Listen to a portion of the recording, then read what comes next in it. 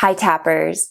Today I'm making you a promise that sounds grandiose at first, but by the end of this video, I'll have you convinced.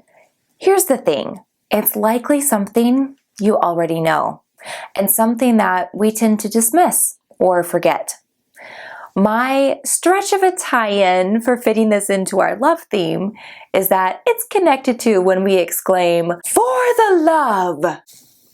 When we get stuck in a space of feeling stuck, overwhelmed, overcome, defeated, worn out, or just done, we tend to want the thing that would pull us back out of that space. Now, sometimes we have an idea of what that would be, or we have no idea, but we wish we did so we could go get the thing to feel better again. I'm going to offer you the thing, the universal golden key. And I mean it. I'm going to give you a chance to figure it out first, though, with some clues. So let's start with asking, what is it that gets us into that negative space? It isn't something new versus something we've done before. It isn't knowing versus not knowing how to do something or what to do about something. It isn't something unexpectedly going wrong, and it isn't the pathway changing on us as we go along. Well, how do you know that, Amanda? Because I bet you could name instances where each of those things were true, but also when they were not true. I would bet that you have had moments where you experienced each of these situations and you smoothly navigated through it like a problem-solving ninja, and you got past it with your nerves intact. So what that tells us is that those feelings are the outcome rather than the cause of what we are experiencing. And there is something else that is changing before that outcome is determining whether we navigate this roadblock with ease or if it takes us down.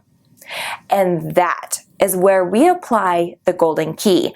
That is where, if we are aware and we govern that choice of right or left turn, we can adjust that outcome. But Amanda, what about really terrible, awful, horrible, unspeakable experiences? Surely not then. Yes, even then. I've experienced it, and so has Dawson. It sounds surrealistic, and to be honest, in the moment, it also feels surrealistic. Have you guessed what that pain point is yet? This universal pain point that makes the difference in everything. It is your stress. I know, it's very unsexy and an overspoken answer. And that's what I meant by you already know and likely dismiss it, but stay with me and let's dig into this a bit. Your stress level governs your entire perspective of your world, your entire perspective. It determines the entire chemical makeup of your inner world because it is tied to survival.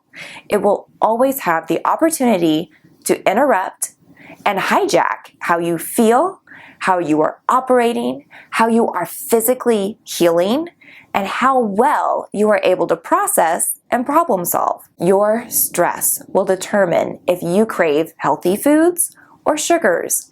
It will determine if what you eat gets turned into building blocks or fast-burning quick energy. Even if what you eat is broccoli. It determines if you get sleepy and have a restful sleep, or if you lie in bed for hours with your head levitating above your pillow with your teeth clenched. It determines if you have access to your creative and confident problem-solving abilities, or if you spiral into a warrior-fed frenzy and feel like your only way out is to punch through the pile of weight as it crushes down on top of you. But stress isn't the golden key, it is the absence of stress.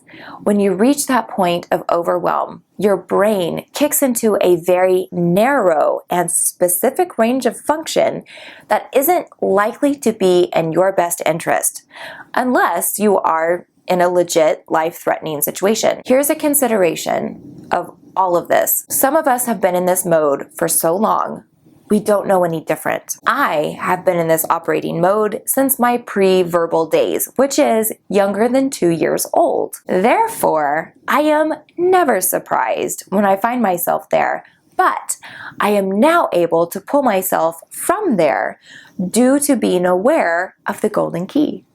And to be point blank, the golden key is getting out ahead of your stress, keeping yourself below that triggered state. Obviously, EFT is a highly effective method for this, and if you have used tapping, you're aware of this. But something you may not be aware of is that you don't have to use just one method. Combine things that you know work for you. I make it a point to stop and take deep breaths throughout the day. I get comments all the time from the people that I'm with asking, why are you sighing? It used to be weird to take deep breaths. I think now it's a pretty well-known thing that it's good to do. So I will deep breathe, I'll tap, and I'll move my joints. I will also talk out loud to myself, sing, play music, spray an essential oil, see if I need to drink water or feed myself, go snuggle my child, unload to a friend or my partner, punch my punching bag, or sometimes I play my VR game where I have a combination of these things happening. All of these lower my stress levels and I can handle things better.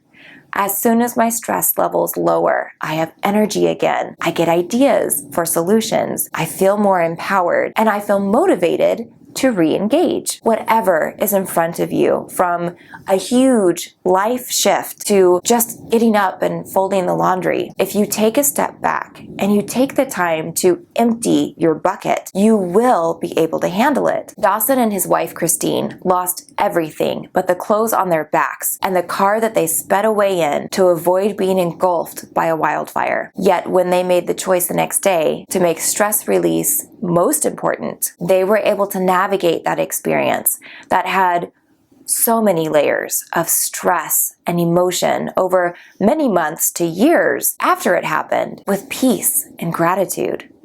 Now, it may sound hokey or too good to be true, but I said I was promising, and I do. This isn't a birthright or a talent. It is a skill and a choice.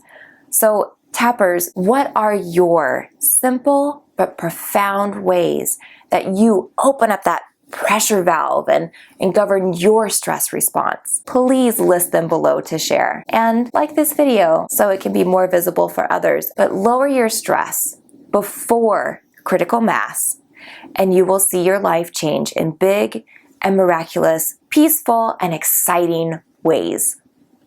I'll see you soon.